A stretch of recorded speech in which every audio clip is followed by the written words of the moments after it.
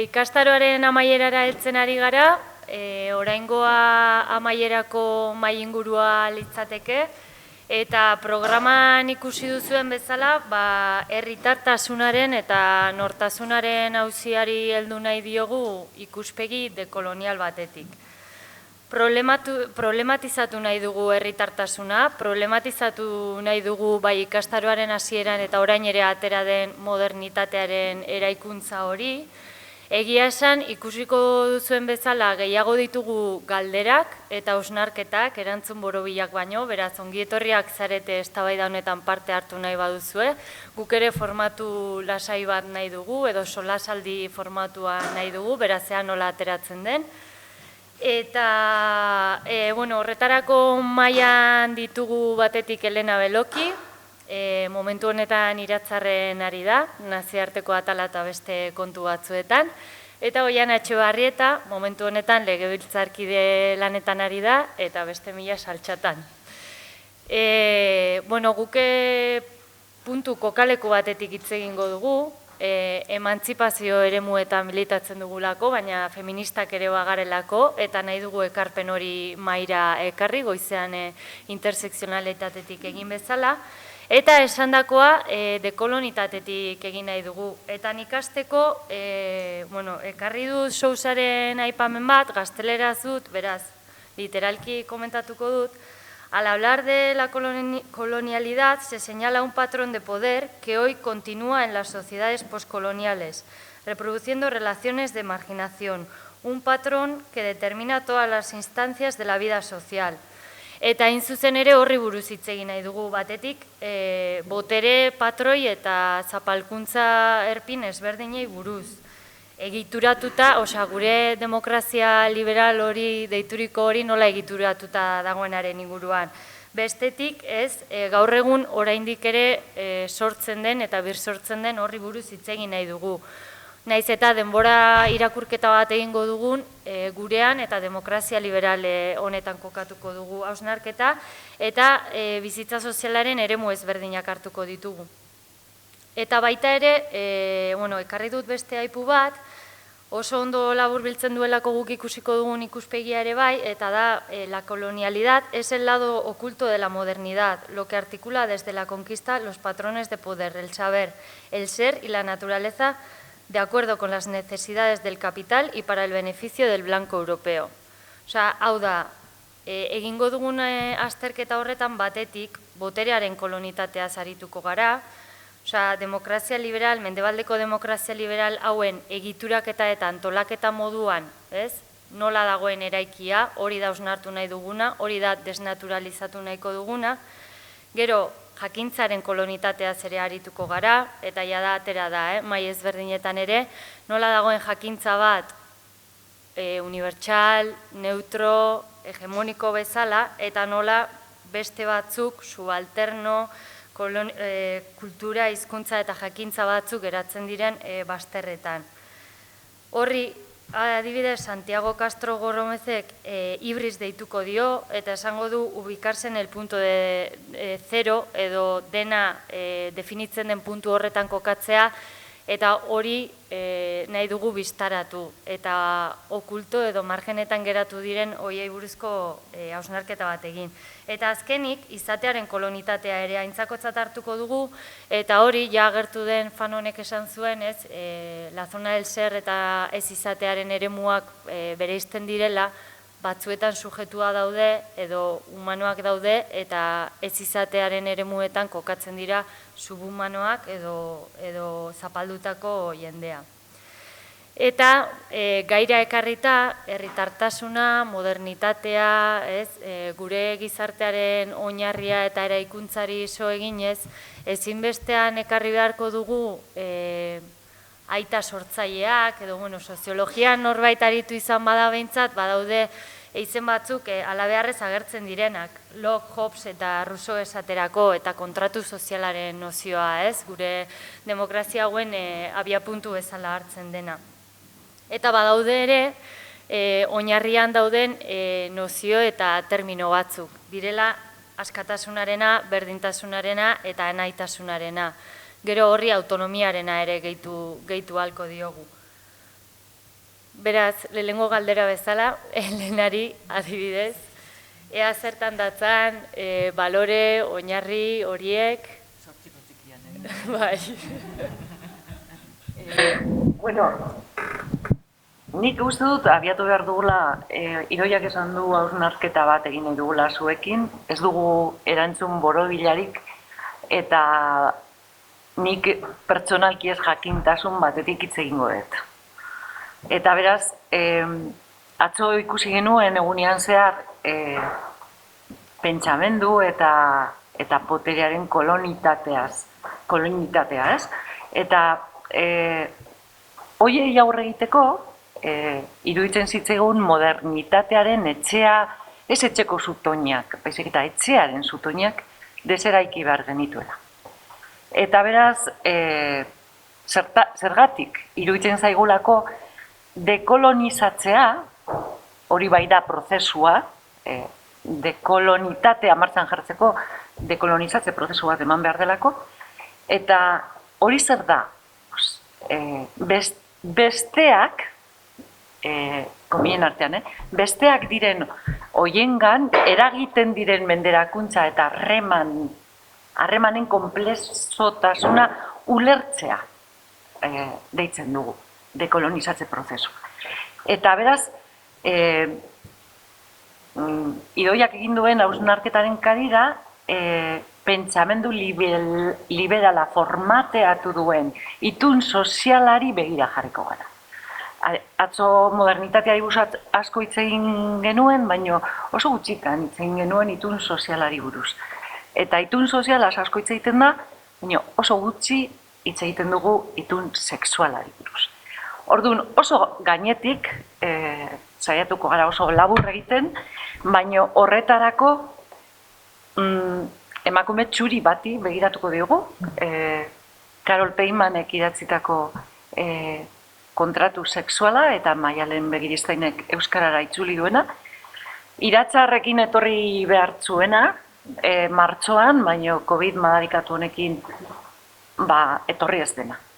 Orduan, Carol Peimanen bi idazlan oso interesgarriak idatzi zituen, bata zen kontratu sexuala ditzen dena, eta liburuan, gure ustez oso ondo deskribatzen du aro modernoan patriarkatuaren legitimazioa eta konsolidazioa nola egiten den.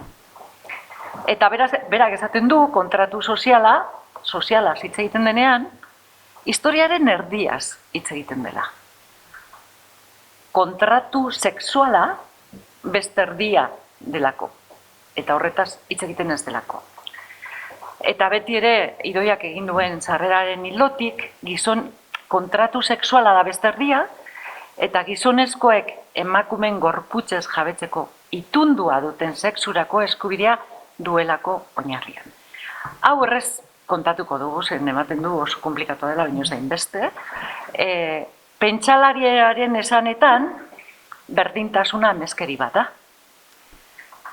Eta askatasunaren ameskeria ere saltzen du kontratu sozial horrek. Hitz egiten duelako, gizarte zibilean askeak omen gara danok.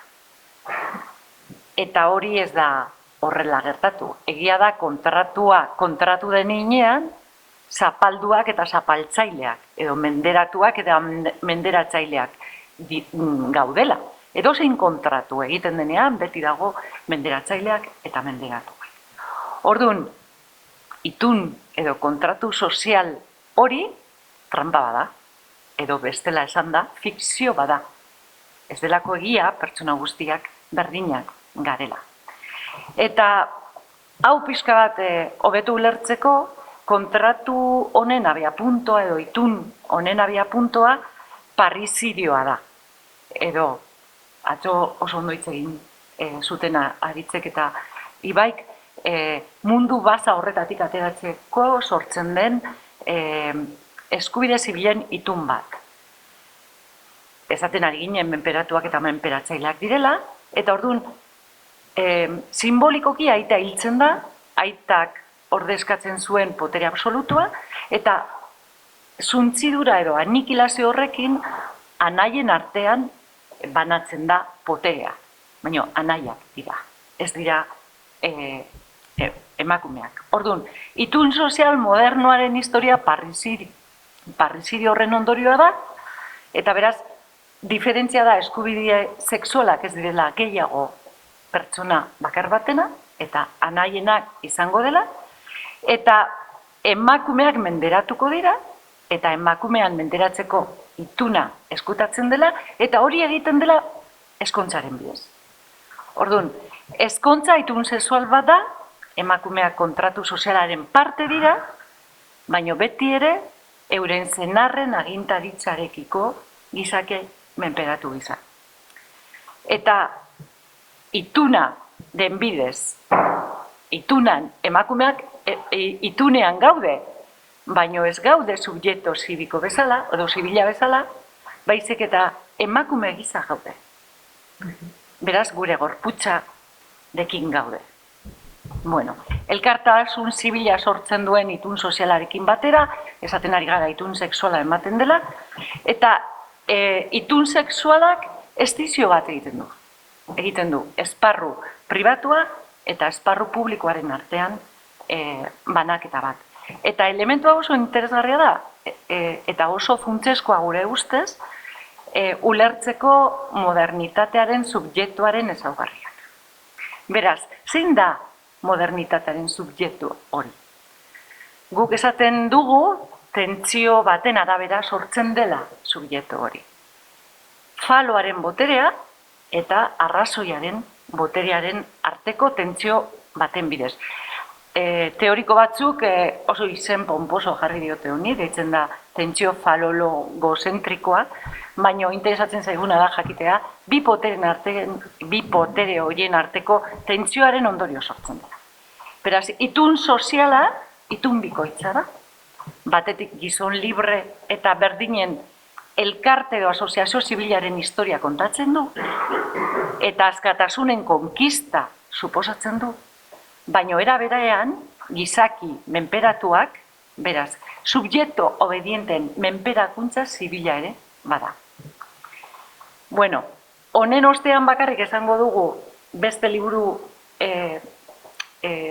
kontatzen nahi nezena interesgarria iruditu zaigu sortzen delako itunaren bizigarria ez den, edo ikusgarria ez den zerbait, eta da itun sexuala, eta itun sexuala zatitzen du esparruak, ez? Orduan, Batemanek idatzi zuen gero beste liburu bat, The Disorder of Woman, deitzen dena, eta liburuan, interesatzen bazaizue, oso ondo aztertzen du nola gertatzen den publiko eta pribatuaren arteko estizioa. Baina, era berean, nola ematen dan, emakumeen parte hartzea esfera publikoan, lehen esan dugun bezala, gorputzarekin. Bukatzeko, eta bestela luzatuko gara gehiegi, emakumeak ez gara esfera horretatik kanpo izan, esan dugu gure gorputzarekin egoten garela, eta esparru zibikoak formateatu du mundua ulertzeko manera, harremanak osatzeko manera, baita ere egituratzeko manera, eta beraz galdera bat egiten dugu. Eta hor botatzen dugu, eta da, esfera publikoan zen, esfera publikoan deseraiki gabe eta balore aldaketari gabe, genero berdintasuna posible ote? Hola, hor usten dugu momentuz, ez? Bueno, Elenak esan bezala ere, modernitatearen eraikuntza horrek edo mundu ordena modernitatean, mendebaldean beintza modernitatearen sorrera eta birsortze joaten den birsortze horrek espazioak bereizten ditu, esferak bereizten ditu, rolak atxikitzen ditu, ez? Eta, bueno, irrazionalak eta arrazionalak banatzen ditu, oso dualitate batean, binarioan funtzionatzen du. Atzo Ibaiek ere botatzen zuen, ez? Barbaroa eta zibilizatuen arteko bereizketak egiten dira, tradizioa zer den eta modernitatea zer den, ez? Eta horrek nolabaiteko linealtasun bat ere ematen du eta mundua bera, ez? Iparrego banaketa horretan garatu beharreko bide oso bat eta dena ematen du. Eta batetik mundu ikuspegi batetik zapaltzen dugu, ez, kolonizatuak izan diren horiek, baina baita ere mendebaldean ordenamentu bat ekartzen du. Eta Helenak esan bezala, espazio publikoa eta pribatua bereizten dira, pribatua familiaren zaintzaren eta emakumeen eremu bilakatuko da, espazio publikoan instituzioak izango ditugu, izango dugu merkatuak, gizonen eta lan produktiboaren eremu izango da, hor rolak eta funtzioak banatuko dira, baita ere botereak banatuko dira, eta esan bezala espazio horien artean edo horien antolaketan kontratuak eta konsensuak izan dute protagonismo bat. Edo hori da behintzat ikasi duguna errelatoan agertu den hori. Beraz, hauek izkutuan utzi dituzte, ja esan dugun bezala, ez, bestelako banaketa horiek eta menderakuntza horiek. Zortziko handian. Bueno, ni hasiko naiz aipu batekin, Paul Preciadok, Beto Preciadok, botatzen zuen, indarkeria sozialki antzematen ez duzunean, hau eragiten duzulako dela, ohartu nintzen, ez? Berak dio, nolabait ez dugula ikusteko kapazitaterik izan, indarkeria horren sortzaile, eragile edo parte izan gintezkelako, ginelako. Eta orduan nolabait begirada hortatik hausnarketa hori egiten, ez? Edo saiatzera gonbidapen bat da hau, eta orain botatako ideia horretan ere buzeatzen saiatzea, edo zeo zer topatzen saiatzea. Eta atzo aipatzen zen moduan ere bai, gure gaur egungo demokraziak, ez? Modernitatea, demokrazia, eta inkluso demokrazia parlamentario bezala irudikatu dugun horri begira jarriko bagina, demokrazia hauek, modernitate hauek, osongi ikusi genuen bezala, eta dakigun bezala, indarkeriaren eta bortxa konstitutiboaren, gaina asko gustatu zitzaidan termin hori, bortxa konstitutiboen baitan eraiki da eta sustengatzen da. Neri adibidez,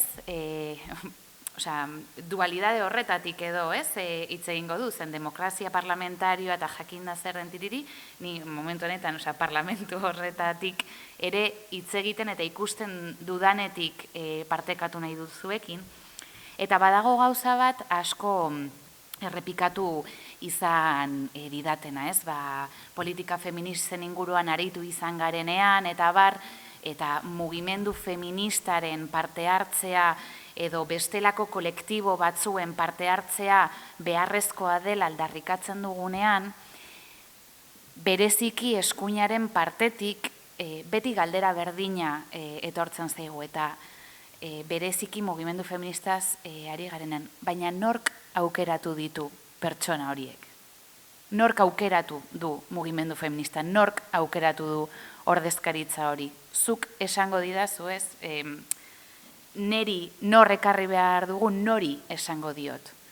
Gu hemen ordezkari batzuk gara, bozka batzuek eta jendeak guri eskatu digulako, beraz gu aukeratuak izan garelako gara hemen, baina beste guzti horiek, herri mugimendu horiek nork aukeratu ditu. Demokrazia horretan ez daukate tokirik. Demokrazia ordezkaritza hori norbaitek eman behar dizulako. Kasunetan, bereiek definitu duten herri eta molde horrek eman behar dizu ordezkaritza, hitza, boterea eta parte hartzeko eskubidea. Eta gero gainera koletilla hori dator, nik demokrazian sinisten dut hitzarekin, beste antidemokratikoa balitz bezala, ez? Herri mugimendua antidemokratikoa balitz bezala, hitz horiekin ez dute esango, baina nolabait hori adierazten saiatzen dira.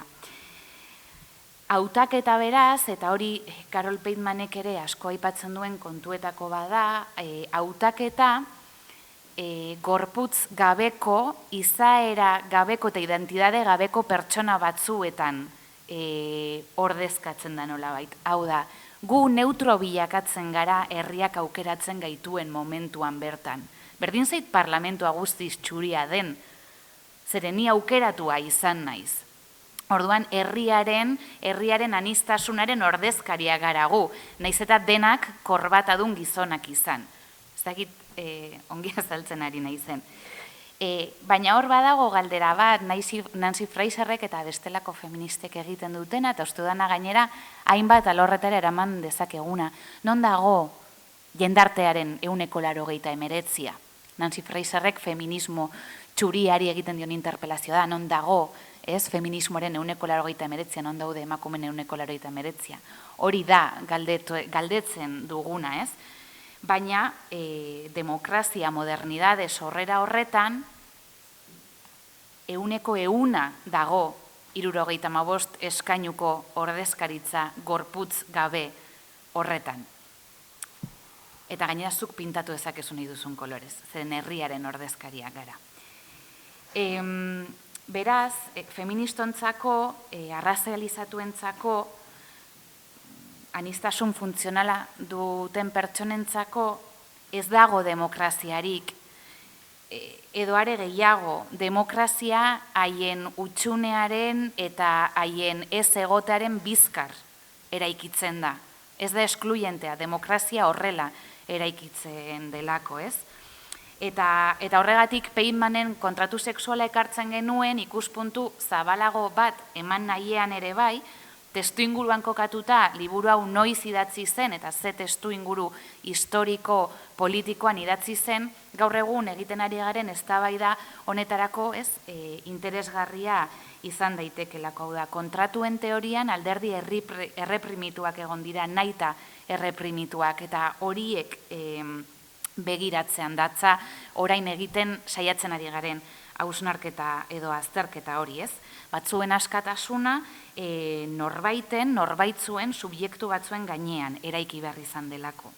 Eta kontratu sozialean esaten denaz gain, esaten ez dena aztertu behar dela adierazten dute, ez? Askatasun bezala aurkezten dutena, aitaz askatzea izan da, jainkoaz askatzea izan da, anaidea osatzeko.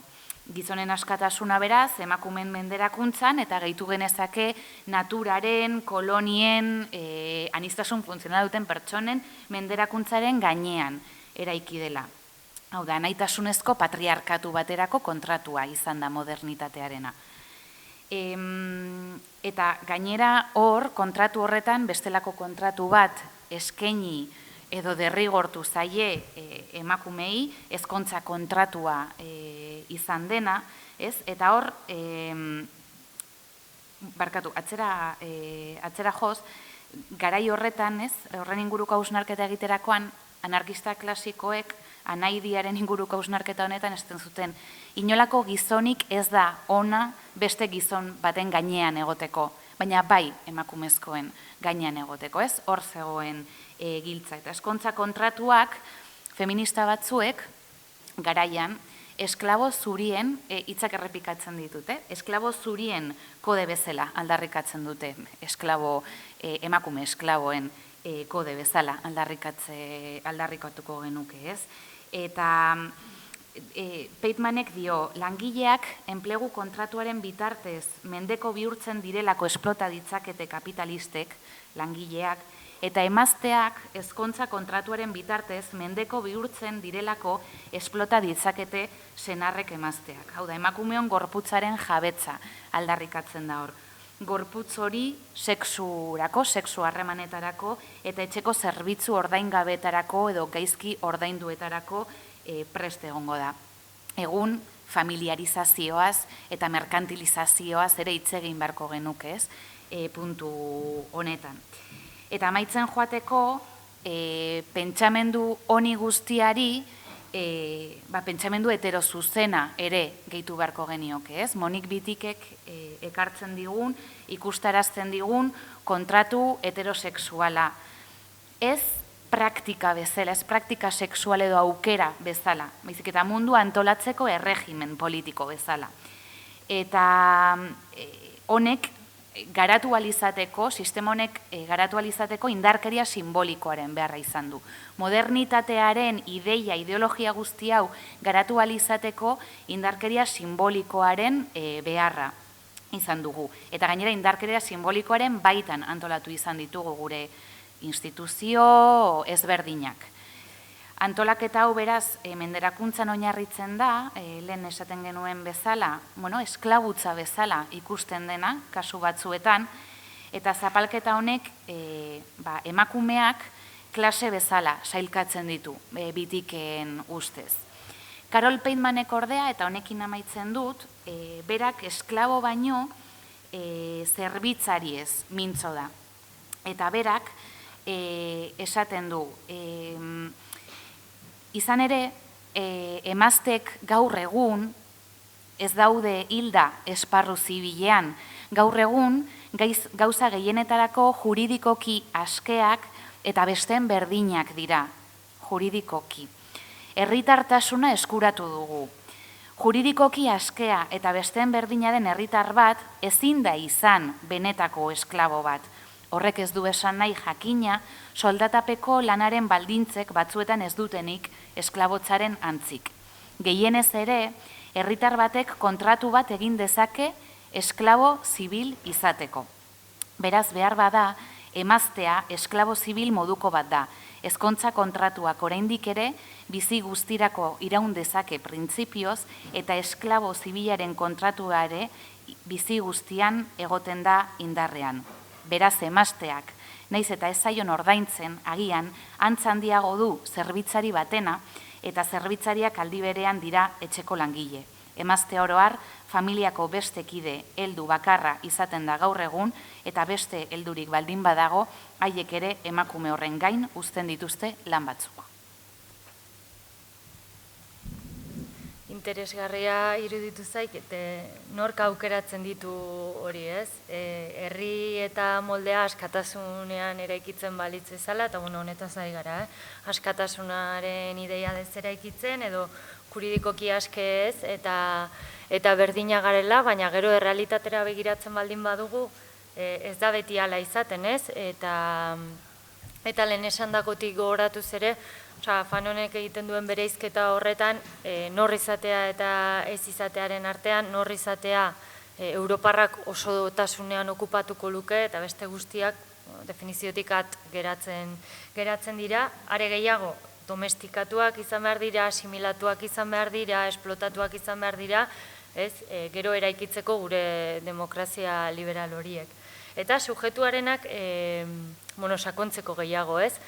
Eta hori gero ikusten dugu errepresentatuta, naiz eta maila teorikoan esaten dugun hori berdintasun eta askatasunaren gizartean bizi garela, baina gero ikusten dugun sujetua zentrala dena eta askotan ez, feminismotik hori bistaratzen dena ere beste bat da.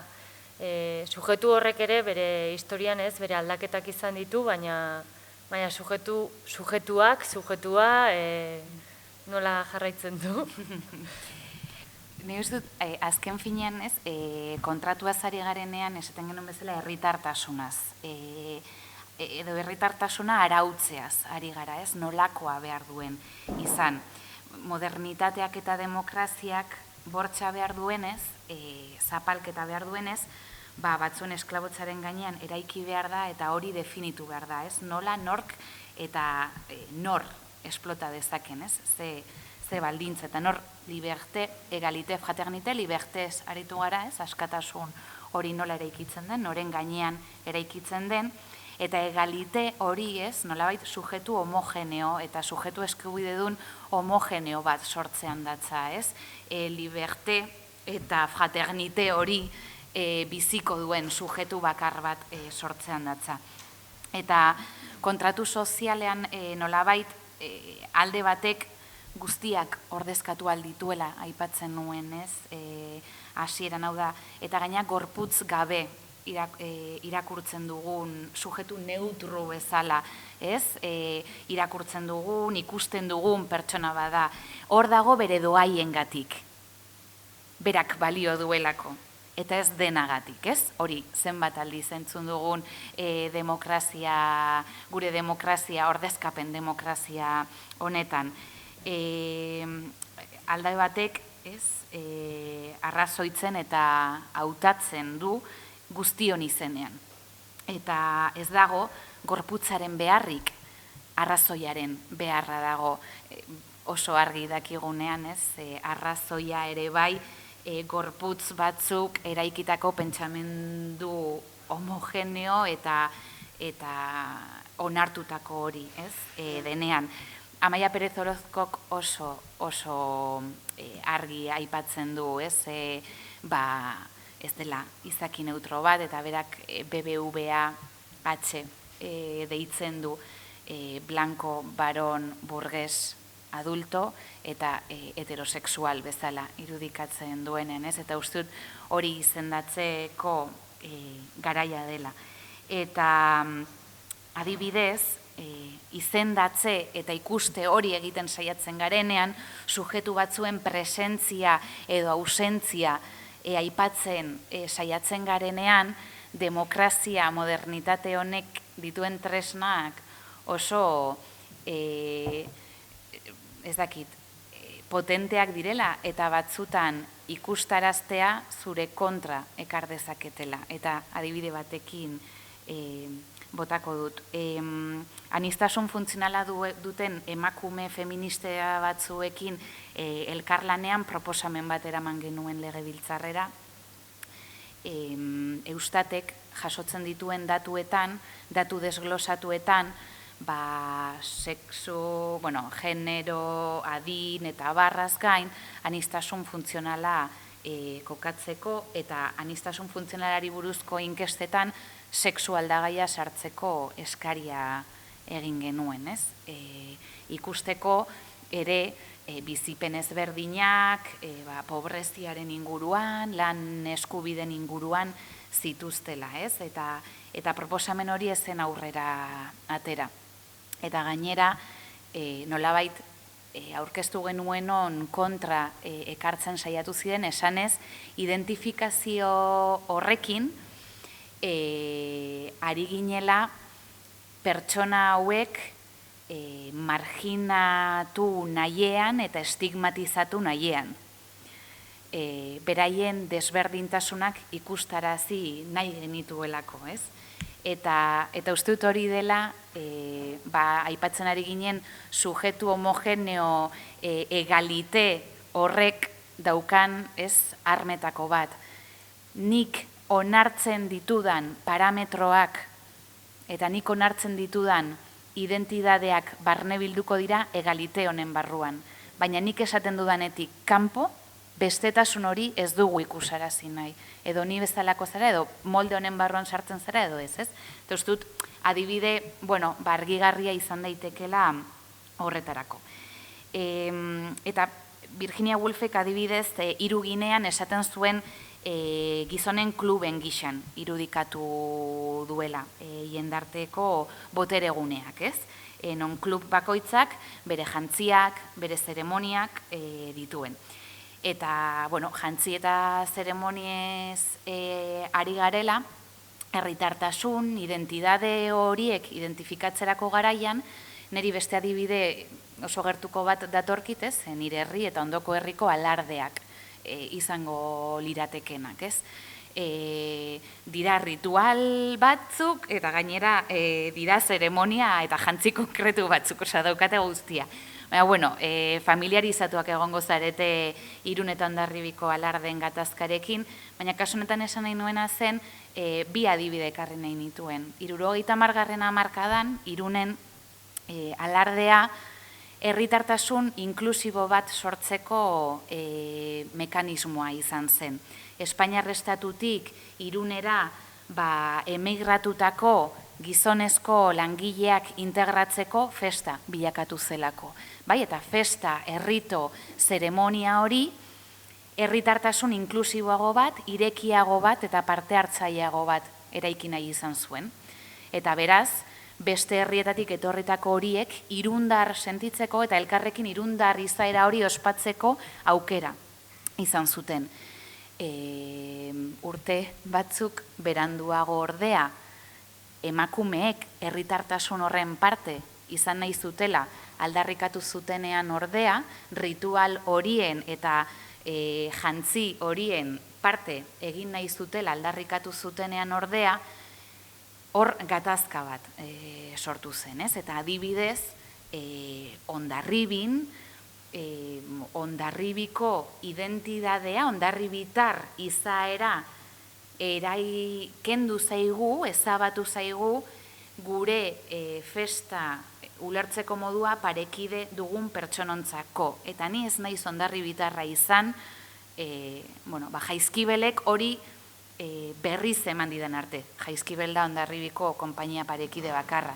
Orduan, ni ez naiz hondarribitarra izan, hondarribitarra izateko, festa bizitzeko, rituala egiteko, ulertzeko modu bakar bat zegoelako. Orduan, kontratu sozial horiek, modernitate, herritartasuna sortzen duten kontratu horiek, handitik txikira doaz, fraternitatean eraikitzen direnak dira, eta orduan hor interesgarria da ikustea, kasu honetan ez, Hondarribin nork norentzako eraiki duen kontratu hori eta nor utzi duen kanpo, ez?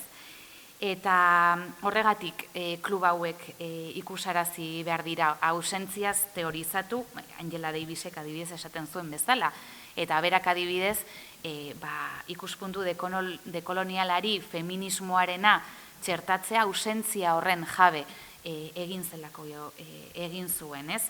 Eta gainera emakumearen ikuspuntu homogeneo hori ere mai gaineratu, edo ikuspuntu homogeneoaren salaketa mai gaineratu zigun. Izaki zuria soilik bailitzan irudikatzen baitzen garairako. Eta emakumea elementu integratzaile bezala aldarrikatzen du gaur egun berak, anitz bezala. Eta hor badago ere adibidez oso interesgarria Dolores Julianok egiten duen ikerlan lerro oso bat, Excluidas y marginales bezalako liburuetan, non zentroan egon ezin diren, hau da, eskluituak dauden, baina gainera zentroan ez egoteko marginatzen dituzten gorputz eta pertsona horien inguruan hitz egiten du, ez? Emakume presoak, prostitutak, etxeko langileak, migranteak, eta berak dio ez dela soilik ahotsa ematea, da haiek ere parte egitea, ez? Eta ustut, parte hartze horren inguruan ere, parte hartzea bera problematizatu behar dugun kontuetako bat. Emakume on eta txarraren arteko banaketerako gainera balio dute kolektibo horiek. Klubean sartzeko, fraternitate horretan sartzeko, emakume izaera konkretu batzuk onartzen eta pasatzen utzi dira, baina beti ere beste emakume batzuen izaeraren eta lanaren bizkar gainean, ez? Eta emakume batzuk hori erabili dute trampolin moduan, ez? Puten, etxeko langileen etorkinen gainetik pasatuz. Eta adibide, adibide moduan edo, ez? Amaitzeko, Peitmanek ere bai, esaten du hor, eta aurrera begirako proposamen bezala botako dut, genesi politikoaren historioa ezabatua, bistaratzen bana panorama politikoa ezingo da sekula izan lehengo bera. Zeren orduan arazo politiko bihurtuko bai dira natura, sexua, maskulinitatea eta feminitatea, arlo pribatua, ezkontza eta prostituzioa, bai eta ondorioz lanaren eta herritartasunaren ulerbide patriarkal ezaguna ere. Demokrazia, sozialismoa eta askatasuna iristeko bide antipatriarkal berriak pentsatu behar dira.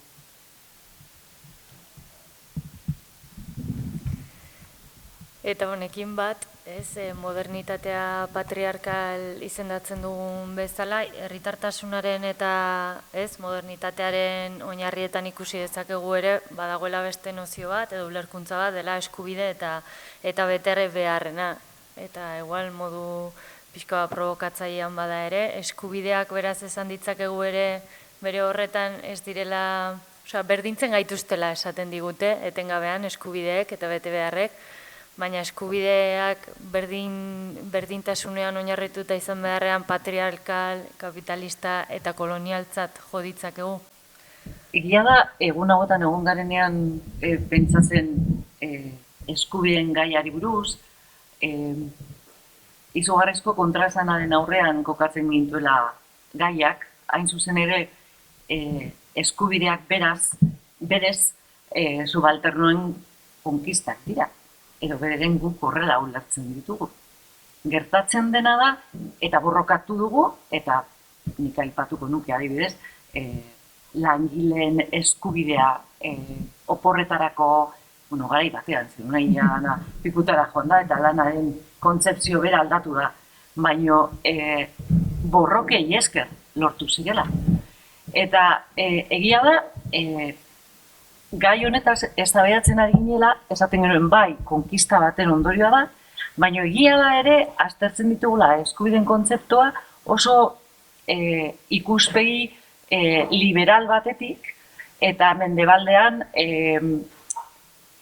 demokrazia baino, demokrazia hitza handian, ez prozeso demokratiko gisa ulertua, eta beraz oso kokapen konkretu batean. Hori alde batetik. Eta beraz, liberalismoak edo bizi garen estatu liberalak mugak jartzen dizkiola eskubidetara. Hitz egingo dugu honetaz, ez? Baina, interesgarria iruditzen zait, maila honetan, adibidez, oroitaraztea feminismoak erakutsi dituela menderakuntza anitz, eta dekolonizazio prozesuan eta dekolonitateari buruzko diskurtsoaren garapenean ere bai, zeren teoriko nagusiak, atzo egiten zuen Aritzek, nik bi bakarrik aipatuko ditut, Eme eta Fanen adibidez, baino gero Kurielek esaten digu ere, Quijano modernoagoa delako ere, ez duela inoiz erreferentziarik egiten sexua beste zapalkuntzekin hartu emanatzeko orduan, edo erlazionatzeko orduan. Eta beraz, feminismoak erakutsi dizkigu dekolonitate prozesuan ere, bazegola menderakuntza bat zeini ez zitzaion erreparatzen, eta adibidez, uste dut Loreak aipatu duela lehen, baino black feminism estatu batuetan edo feminismo txikanoak ekarri dizkiguna. Eta ekarri dizkigute batipat oso ikuspegi interesgarri batekin, eta Espiba Gaiatrik ere hartzen du bere testo batetan, Writing Wrong deitzen den honetan, eta da, zer dira eskubideak? Norentzako dira eskubideak? Nun aplikatzen dira eskubideak? Eta berak esaten du, niri ez etorri nozio abstraktoekin. Genero ikuspegia, ados. Baina nik ez badaukat urik, ez badaukat gaitasun materialarik, eskubideak paper batean gelditzen dira. Eta guri interesatzen zaiguna da, eskubideak betearazteko esparruak eta baldintzak. Ejemplo tontoa jarriko dut, baina atzo komentatzen ari ginenean honi buruz, hitz egiten ari ginen COVID-en historiarekin, adibidez Brasilen, derrigortu zuten konfinamendu estatu batzuetan. Eta orduan, jendea etxeetan konfinatzen zen. Baina Brasileko jendesea, subalternoak direnak, eguneko lanaren arabera bizi direla. Alegia, ez badute lan egiten, ezin dute jan.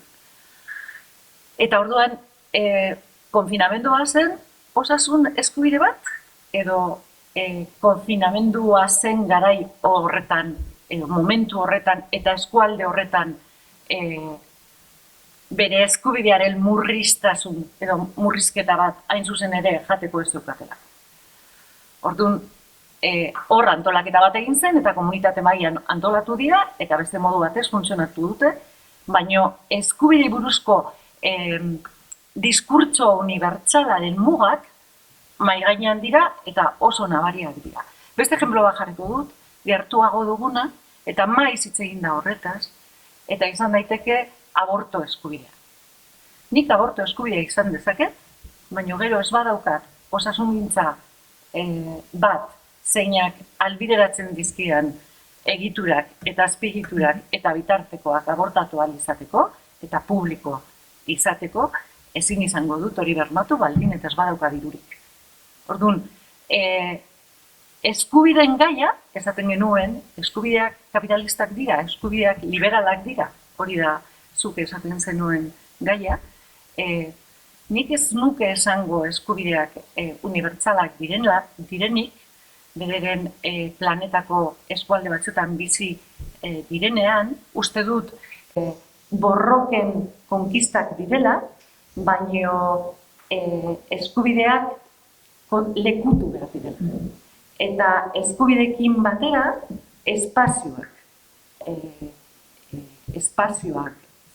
bermatu behar direla. Beste ejemplo bat, eta Karol Beiman aipatzen ari garelako, emakumean parte hartzea esfera publikan nolakoa izan behar duenean, hitz egiten dugunean, hitz egiten ari gara, baldintzak sortzeaz, eta hitz egiten ari gara, espazioetaz emakumeek parte hartu dezaten. Eta uste dut, atzo komentatzen ari ginean gai hau, eta beraz gaitasun politiko eta espazioetaz hitz egiten ari ginean, Oianesuk komentatzen zenuen, Gipuzkoako Foru Aldundian, gai honekin loturiko adibide bat. Orduan nik uste dut interesgarria izan daitekeela hori betetzen. Bai, bueno, Gipuzkoako Foru Aldundian bildu zegoen garaian berdintasun zuzendaritza oso potente bat sortu zen, ez?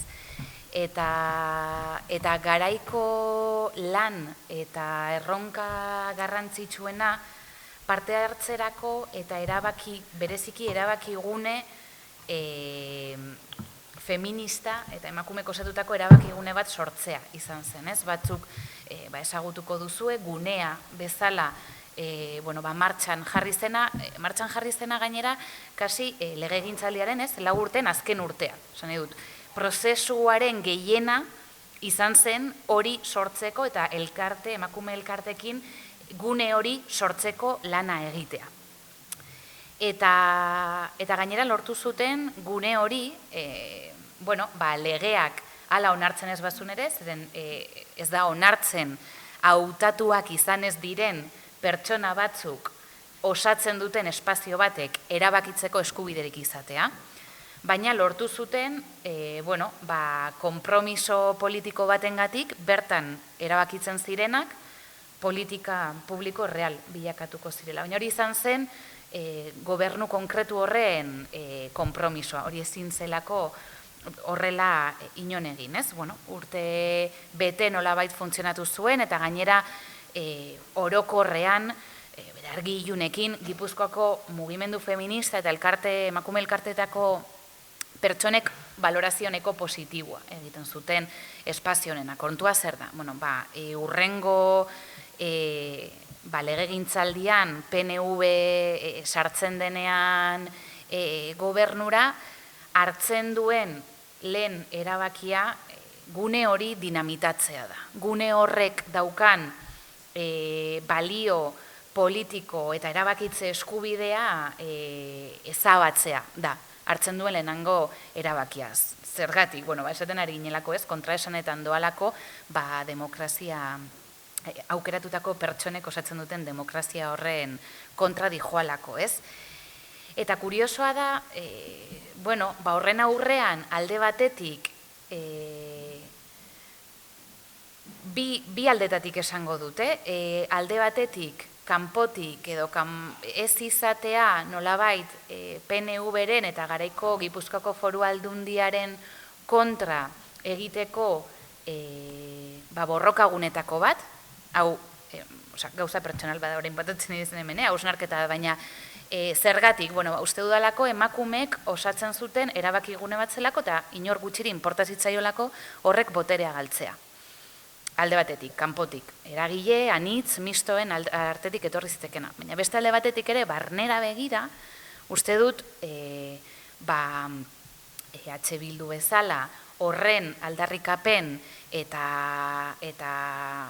horrek zeukan balore politikoa lehen lerroan jartzeak ere baduela, emakumen erabakitzegune edo espazio bat izatearena, ez? Eta nik hor kokatzen dut praktika bezala iruditzen zaidalako, praktika oso interesgarria, parte hartze, baina ez parte hartze, zen gaur egunean parte hartze hitzaz betetzen zaigu haua, dena da parte hartzea, baina parte hartzea zertarako, ezerrez erabakitzeko eta denbora galtzeko, en general. Eta beti ikusten duzun jendearekin berriz elkartzeko, bai? baina parte hartze horrek erabakitze gune batekin amaitzen zuenean, erabaki batzu praktika politiko bilakatzearekin amaitzen zuenean, horren galera uste dut galera politiko handi badela, eta ez dugula jakin, orokorrean hori balorean jartzea. Agian nik gehiegi laudorioatzen dut gune hori, baina uste dut, baduela planteatzen nuenetik, eta, adibide bezala. Baina eskubideetara bueltatuz, uste dut badagoela, ez dakit gogoeta bat egitea, eta da, badirudi eskubideak estatikoak direla.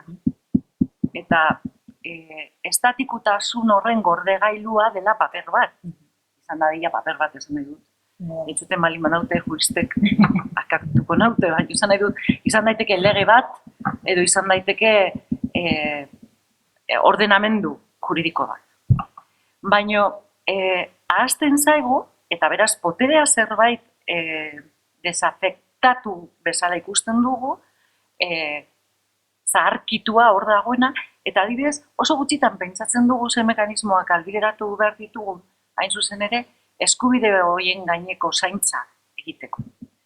Eta beraz, horrek eramaten gaitu, ondoren hitz egingo dugun gaira, eta da, ze potere berria hitz egin behar dugu, zen azken finean, eskubidetaz hitz egiten ari garenean, potereaz hitz egiten ari gara.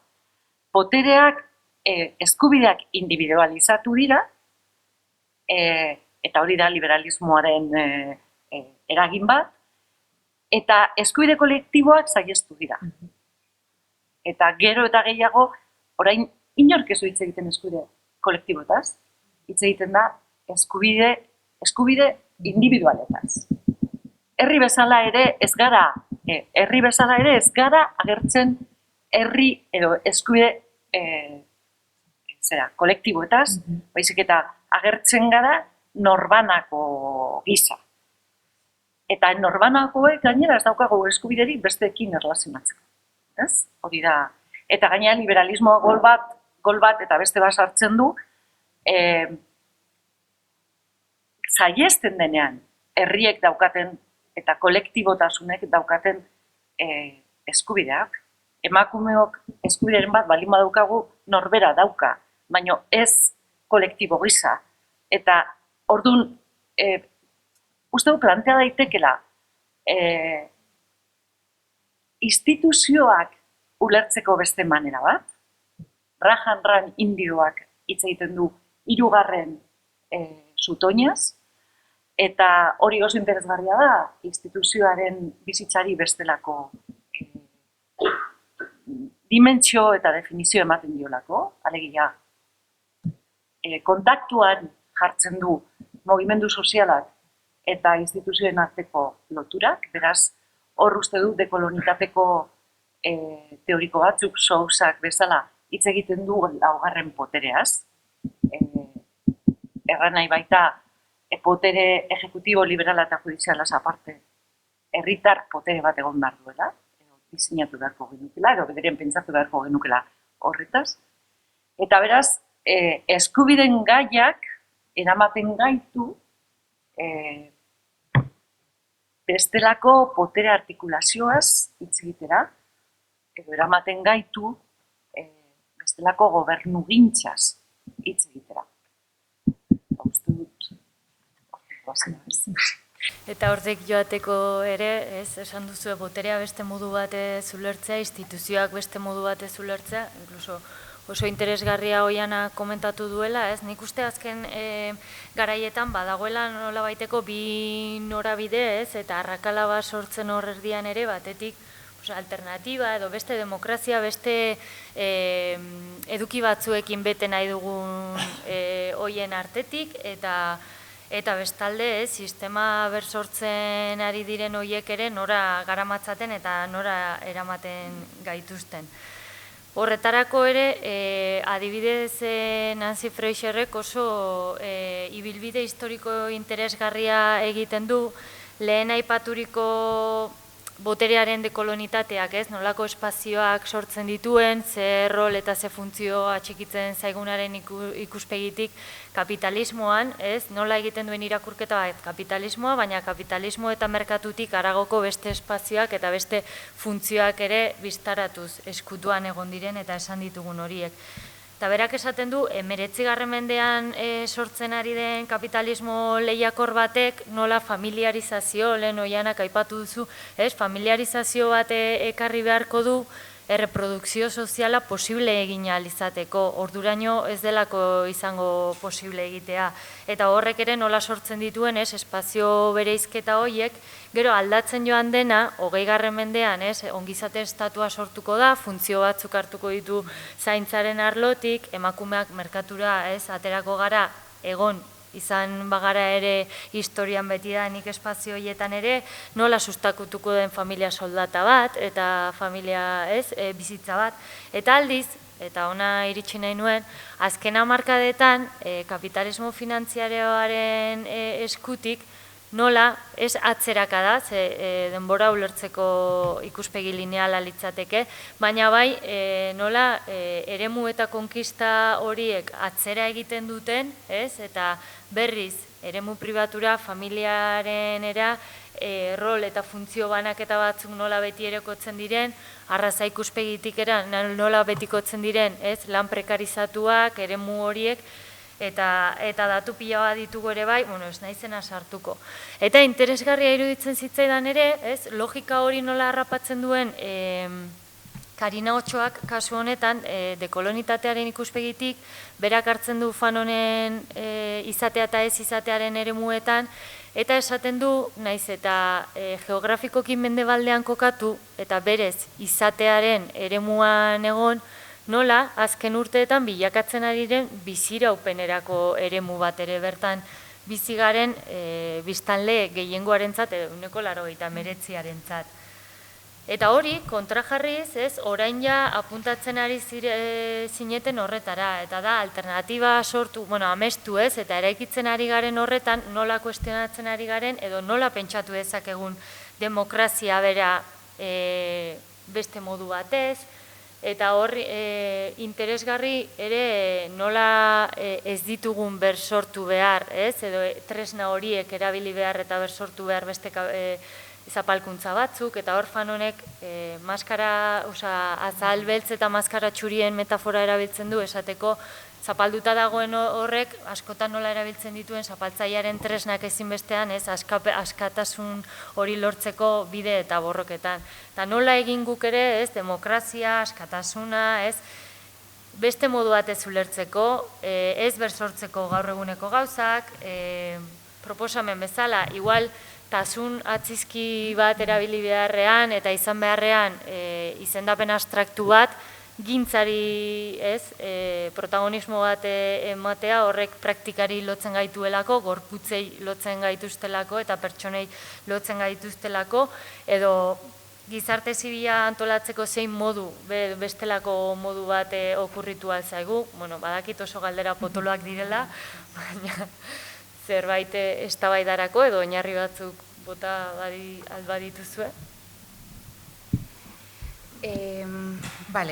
Nik botako ditut asteko eta ustut orain gero bazkarian geratzen zareten onartean jarraituko dugula, zen hemen ere galdera eta esaldi borobil batzuk bota ditugu ere eztabaidarako, esan dut ez pixkat hori sustatzeko eta ustut honek ere jarraitu behar duela, lehenengo mahai inguruak ere utzi digula hainbat gai, lantzeko hornik, ekinbide bi jarrera bat eta izaera bat proposatuko ditut.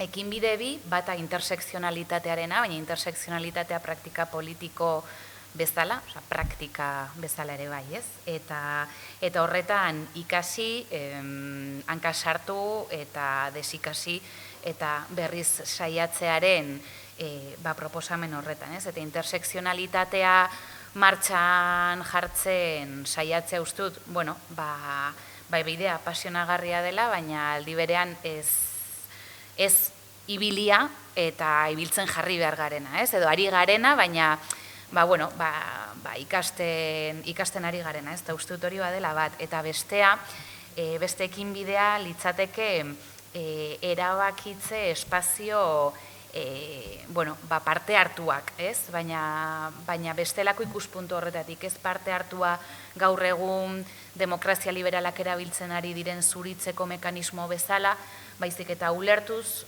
boterea banatzen den zerbait dela. Eta horrek esan nahi duela batzek hartzen duten bitartean beste batzuk botere batzuk galdu behar dituztela ere bai. Orduan negoziazio horren baitan, nola egin. Jarrera bat, Donna Harawayren posizionamiento situado edo ez, horretatik egitea proposatzen dut, hau da, ni hemen nago testu inguru honetan, testu inguru historiko, geografiko, konkretu honetan, hemen dikitze egiten dut, eta gustatu zait, Maiak adibidez hortik egiten zuen adibidez hasieran bere hitzartza egin duena, ni hemendik nago, hau da gure rekorrido militantea, eta egun hemen nago, baina egun hemen egoteak ez du esan nahi bihar hor egongo naizenik, eta hemendik hitz egiten dizut, eta hemendik entzuten zaitut, ez? Hemendik isiltzen naiz, eta hemendik entzuten dut, jarrera bezala, eta izaera bat, basarena edo bastardoarena. Vernon Subutex liburuan Virginie Despentesek esaten du diferentzia soilik bastardoaren begiek ikus dezaketela. Orduan, uste dut, badela garaia bastardotasun hori aldarrikatzeko, basa hori aldarrikatzeko, eta nolabait normalidadearen edo modernitateak ezarri digun kanonaren kanpotik ikusten eta egiten saiatzea. Eta ikuskera horrek agian lagunduko digu intersekzionalitatearen bidea, piribin, barabana. Egun hauetan asko hitz egin dugu herritartasunari buruz, gu hemen saiatu gara identidadean funtsatuz baino bestelako ikuspegi bat ematen. Abiatzen ginelako gure herrian, ez dakit nola esan, ondorio asko izan zuen kontzeptu batetik, eta hori zen Euskal Herria langileria. Alegia, zein da herritarra, zein da euskalduna, eta esaten genuen hemen bizi eta hemen lan egiten duena. Hori 80 hamarkadan definitu genuen, baino geroztik euria egin du. Eta bati bat borrokak egon dira, eta bati bat bestelako realitate bat egon da, eta realitate horren barruan, aurreko mailan hitz egin den bezala, intersekzionalitate bat eman da, borroka ezberdinen artean, eta Euskal Herrian horiek indarra handia izan dut. Eta horiek dira hiru zapalketa borroka bat. Orduan, ikusten ari gara, bestelako protagonismo politiko eta soziala sortzen ari dela, eta galdera bat, pausatzen genuen galdera bat zen, horri deitzen diogu herritartasuna. Alegia, herritartasun itun baten beharra daukagu. Edo ez badugu sukursalista mentalak izatea nahi, Agritzek oroitarazten zigun bezala, bestelako funtzionamolde bat, eta bestelako protagonismo zibil bat sortu behar dugu.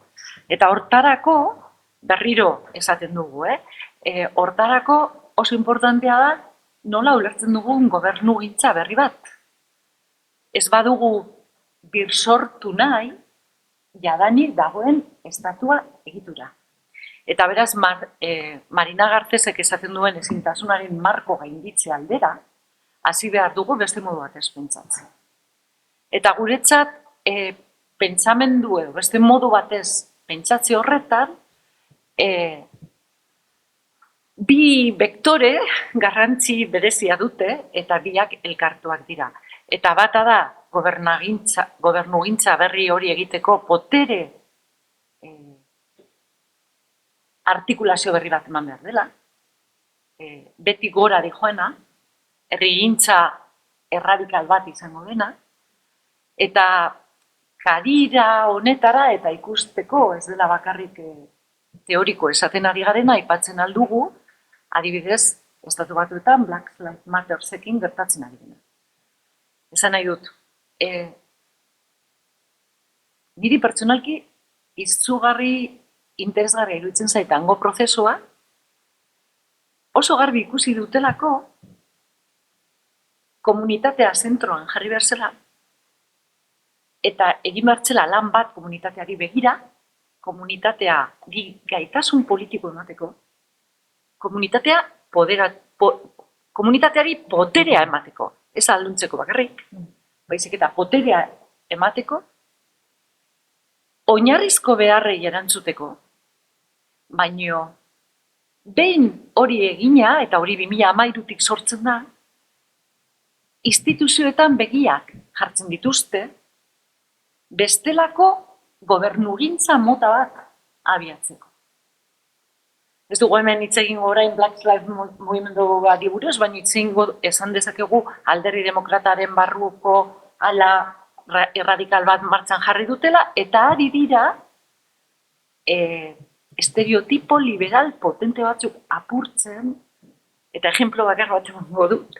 Eta hori da Missourin Black Lives Matter mugimenduko emakume beltz bat, Kari Bush deitzen dena, eta bera da artzai angelikanoa eta erizaina, eta primarietara aurkeztu zen, eta lehiatu zen Alderdi Demokratikoko familia establishmenteko familiko beste emakume beltz batekin. Eta irabazi du. Eta kongresista izan du. Eta esaten duzu, bueno, es un detalle. Bueno, ez da detalle bat, ezagutzen dugunean makinaria amerikarrak nola funtzionatzen duen. Eta ez da detalle bat, horrek agertzen duelako, gauzak ezin dira aldatu idei horretan zuloak egin daitezkela. Eta aldatzeko prozesuak egon badaudela. Beraz, gure ustez, importantea zen, eta importantea da gobernugintza berri batetaz hitz egitea, zeren funtsean instituzioetaz hitz egiten ari gara. Alegia, instituzioak baino, estatu batetaz, edo estatu baten beharraz hitz egiten ari gara. Eta estatu baten beharra balin badugu, eta gu definitzen dugu estatu feminista bat, eta beraz saiatu gara gaurko saio honetan, deseraikitzen idei batzuk, subjektu unibertsala, pentsamendu heterosexuala, zapalkuntzen deseraikitzea mundu kapitalistak basa delako. Basa zentzu negatiboen, ez? Ez basa guk aldarrikatzen dugun kontzeptuan, behar dugu beste zerbait pentsatu. Eta behar dugu bestelako artikulazio bat. Eta herri honetan badago kapazitate simbolikoa eta kapazitate politikoa eta kapital politiko oso importantea komunitatea antolatzeko maneraz. Eta egia da, osaketa horretan eta antolakuntza horretan, subjektu batzuk ikustezinak izan dira, beste batzuen gorputzak bakarrik ikusi dira.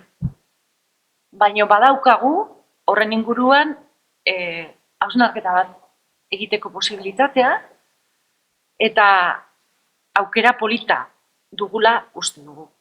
Eta beraz, guk herrigintzan sinesten dugu, uste dugu beti gorako bidea egin behar dela, baina instituzioak ere behar ditugula. Baina nahi dugu instituzio horiei bestelako dimentsio bat ematea, parte hartzaileagoa, eta justizia soziala ardaztako duena, eta feminista izango dena. Orduan horretarako neurri oso bereziak eta radikalak hartu behar izango ditugu, mugimendu feministak jadanik apuntatu ditu egitariko batzuk, eta uste dugu bestelako estatu mota bat martxan jartzeko komunitatea zaindu behar dugula, eta beraz, berriro diot, identidadean baino, garapen honetatik zor dezakegu bestelako, ezakin nuen esan, konpromesu edo parte hartze politiko bat komunitateen aldetik ez.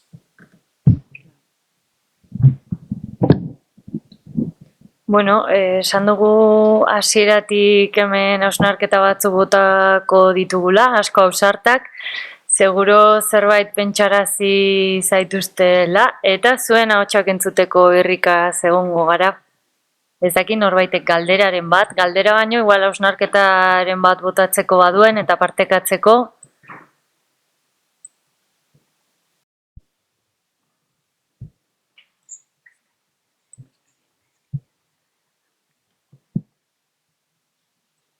Nik ezakit ezin dugun bota, ezakit orain, ez genuken, eta igual irantzarretik proposamen luzatzen diogu mugimendu feminista eta ben dagoen hainbat aktoreri foro baten edo topaketa baten aukera, ez?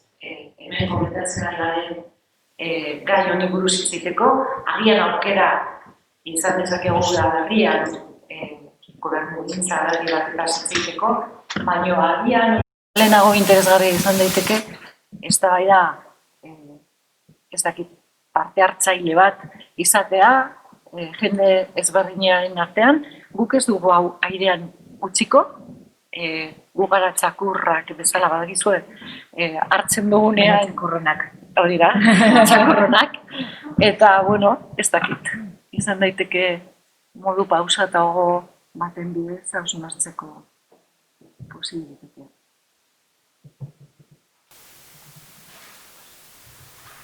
Ongi baderitzuzue, proposamen eta guzti bukatzen dugu honetan eta bazkarian geratu gaitezke lasaiago hitz egiten. Bai, mila esker Elena eta Oiana.